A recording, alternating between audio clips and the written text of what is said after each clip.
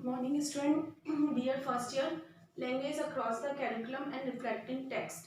इसके अंदर मैं आपको पाठ्य पुस्तक के बारे में बता रही थी। पाठ्य पुस्तक इन द सेंस कि पठन के विकास के कौशल में पाठ्य पुस्तक के बारे में बता रही थी कि जो पाठ्य पुस्तक होती है वो बच्चों के लिए कितनी बेनिफिट होती है। और पाठ्य पुस्तक को जब हम कोई भी लैंग्वेज सीखते हैं तो सबसे पहले हम रीडिंग करते हैं, और रीडिंग हम किसके थ्रू करते हैं? बुक्स के अकॉर्डिंग करते हैं, बुक्स के माध्यम से करते हैं। तो बुक्स को हम किस तरह से पकड़ सकते हैं, किस तरह बुक्स का उपयोग में ला सकते हैं, वो सभी बातें मैंने आपको लास्ट वीडियो में बताई थी। तो पाठ्य पुस्तक की योग्यताओं के विकास के बाद आती है कि पठन के विभिन्न रूप कौन कौन से होते हैं पाठ्य पुस्तक के अंदर ही। मतलब हम बुक्स पकड़ना तो बच्चों को बताया कि बुक्स के लिए हमें कौन कौन सी योग्यताओं का होना अत्यंत आवश्यक है, वो क्लियर हुआ है। लेकिन उसके बाद अब पठन के कौन कौन से रूप होते हैं ये भी हमें देखने को मिलते हैं, और ये भी बच्चों को आने चाहिए कि हम बच्चे चित्र देखकर पढ़ते हैं, या फिर हो सकता है बच्चों को स्वतंत्र रूप से पढ़ते हैं। बच्चे वर्णों के माध्यम से वर्ण पढ़ते हैं, व्याकरण को पढ़ते हैं, शब्दांश वाक्यों को पढ़ने की कोशिश करते हैं, उसका ज्ञान प्राप्त करते हैं, वर्णों का ज्ञान। तो इस तरह कौन कौन से एक तरह से पठन के रूप होते हैं। तो ये माना गया है बच्चों के पढ़ते समय, बच्चे जब पाठ्य पुस्तक को पढ़ रहे हैं तो उसके अंदर पठन के विभिन्न रूपों को स्पष्ट किया जाना चाहिए, इनका उपयोग भी उनके अंदर किया जाना चाहिए। तो पहला नंबर आता है यंत्रवत पठन। यंत्रवत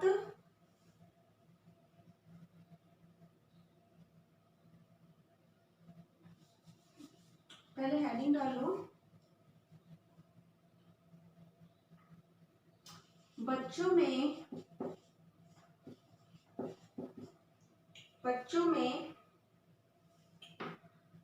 पढ़ने की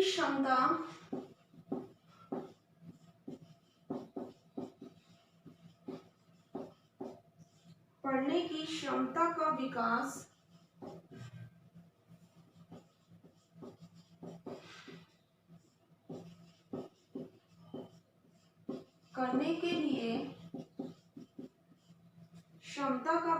करने के लिए पठन के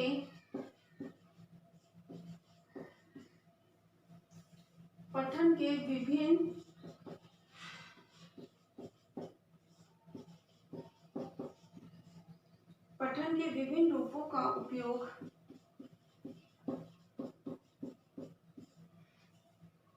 करना चाहिए,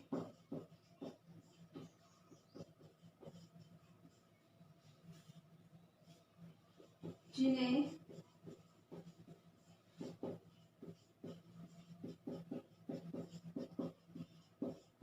निम्नलिखित प्रकार से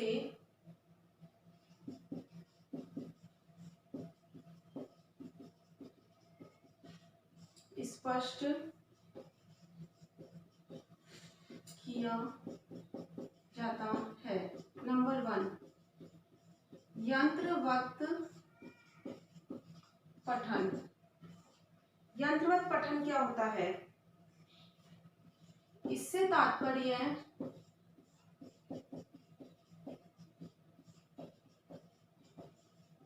यह है कि बालकों का पढ़ने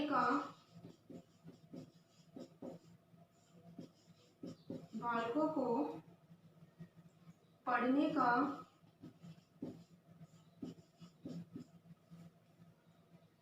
भली भांति प्रयास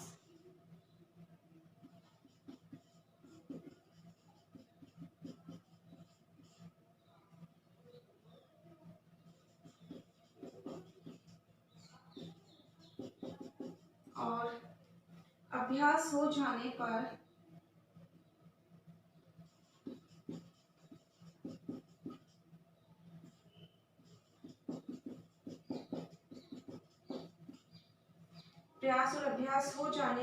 वे यंत्र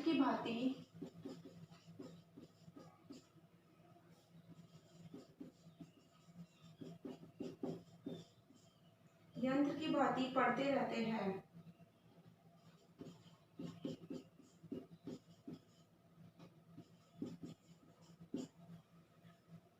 देखो, बच्चों में पढ़ने की क्षमता का विकास करने के लिए पठन के रूपों का उपयोग करना जरूरी होता है, जिससे बच्चों में ज्यादा से ज्यादा हम लैंग्वेज के प्रति क्या करें, या पढ़ने की क्षमता का विकास कर सके। तो पहला आता है यंत्र और पठन। यंत्र और पठन से तात्पर्य यह होता है कि बालकों को पढ़ने का भली भांति प्रयास और अभ्यास हो जाने पर वह यंत्र की भांति पढ़ते रहते हैं। इसका मतलब ये होता है, जिस तरह एक मशीन अनवरत चलती रहती है, उसी प्रकार जब बच्चों को सारे कॉन्सेप्ट क्लियर हो जाते हैं, जब बच्चों को फ्लुएंटली रीड आउट करना आ जाता है, तो वो क्या करते हैं, यंत्र की भांति बिना सोचे समझे फटाफट क्या करते हैं, अनवरत क्या करते हैं, पाठ्य पुस्तक को पढ़ते हैं और उस पर विचार भी नहीं करते हैं। बिना विचार किए वो क्या करते हैं, अनवरत पाठ्य पुस्तक को पढ़ते रहते हैं। उसे ही हम क्या बोलते हैं, यंत्रवत पठन कहते हैं। क्लियर हो गया। फिर सेकंड आता है इसके अंदर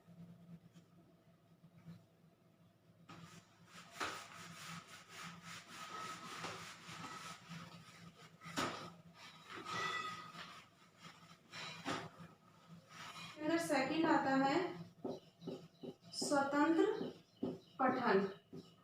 इसमें स्वतंत्र रूप से पढ़ने के लिए प्रेरित किया जाता है किसी भी स्टूडेंट को। मतलब इसमें पूर्ण स्वतंत्रता होती है उसको बुक्स पढ़ने के लिए, अपने विचारों को ज्ञात करने के लिए, अर्थ ग्रहण करने के लिए।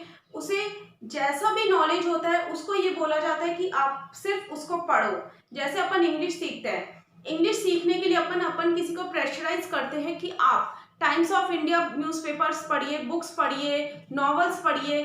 तो अपन क्यों बोलते हैं कि स्वतंत्र रूप से पढ़िए, क्योंकि जब हम किसी चीज को बार बार पढ़ेंगे तो वो ऑटोमेटिकली हमारे अंदर क्या होती जाएगी, गेन होती जाएगी।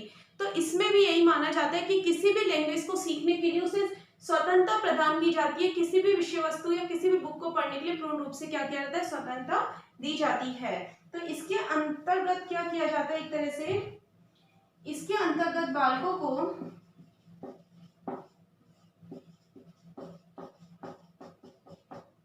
इसके अंतर्गत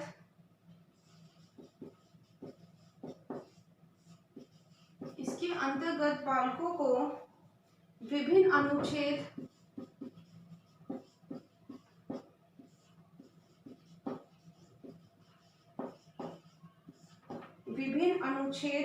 बाल गीत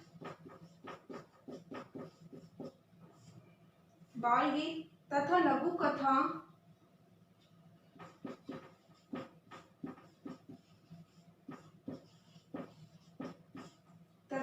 कथा आदि देकर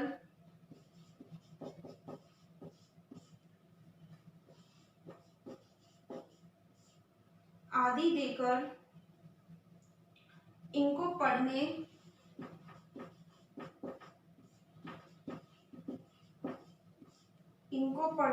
एवं वर्णन करने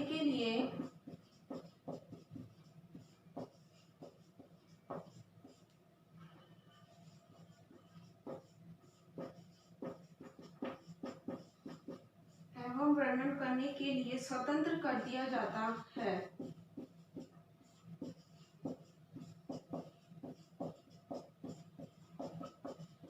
अब वो किसके लिए बोला जाता है, न्यूज़पेपर्स वगैरह होते हैं तो कोई अनुच्छेद है, कोई बाल गीत है, कोई लघु कथा है, ये पढ़ने के लिए पूर्ण रूप से उसे क्या किया जाता है, स्वतंत्रता प्रदान की जाती है। फिर नेक्स्ट आता है इसके अंदर थर्ड,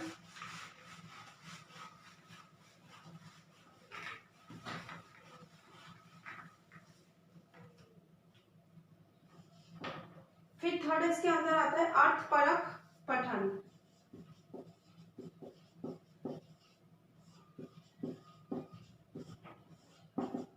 ठीक है, अर्थपरक पठन में क्या होता है, अर्थपरक पठन में ये होता है कि इसमें यंत्र के समान बच्चों को अनवरत बच्चे यंत्र के समान तो नहीं पढ़ते, लेकिन बच्चे पढ़ते समय अपने उस विषय वस्तु का, उस विषय से रिलेटेड क्या करते हैं, अर्थ ग्रहण करते हुए पढ़ते हैं। मतलब कंटिन्यूसली ना पढ़ के अर्थ को समझते हुए, ग्रहण करते हुए पढ़ते हैं। क्योंकि यंत्र में तो क्या होता है, कंटिन्यूसली काम हो रहा था, लेकिन इसके अंदर अर्थ को ग्रहण करते हुए बच्चे क्या करते हैं, पढ़ते हैं। तो ये माना जाता है बच्चे पढ़ते समय अर्थ को समझने का भी, उस कंटेंट के अर्थ को समझने का भी प्रयास करते हैं। और वो किसके माध्यम से होता है, बेसिकली इसके अंतर्गत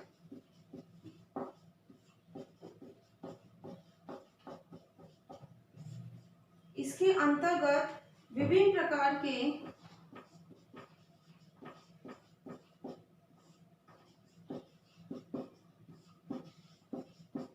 विभिन्न प्रकार के आदेश कार्डों को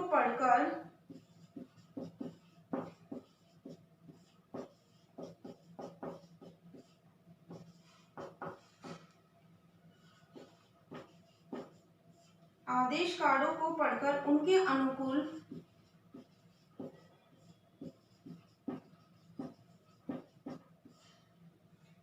क्रिया करने के लिए कहा जाता है।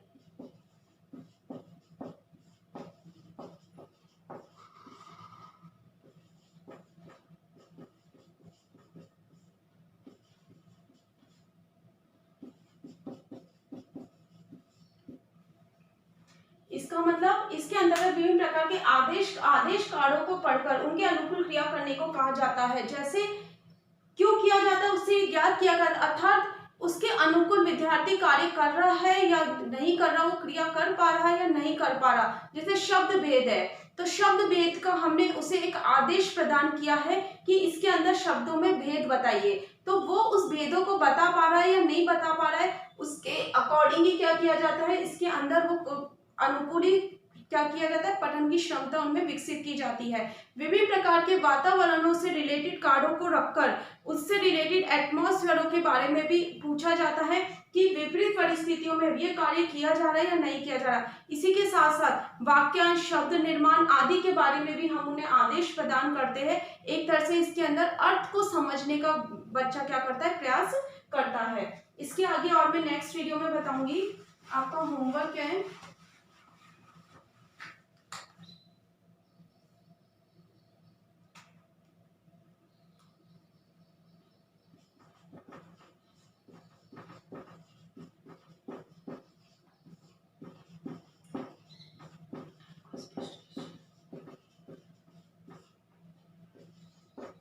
अर्थपरक पठन को स्पष्ट कीजिए। मतलब अर्थपरक पठन बेसिकली होता है कि अर्थ को समझाया जाता है, किसी भी विषय से रिलेटेड अर्थ को समझाने का प्रयास किया जाता है। अर्थ को समझाने क्या कहलाता है, अर्थपरक पठन कहलाता है। घर पे रहिए, सुरक्षित रहिए। Thank you.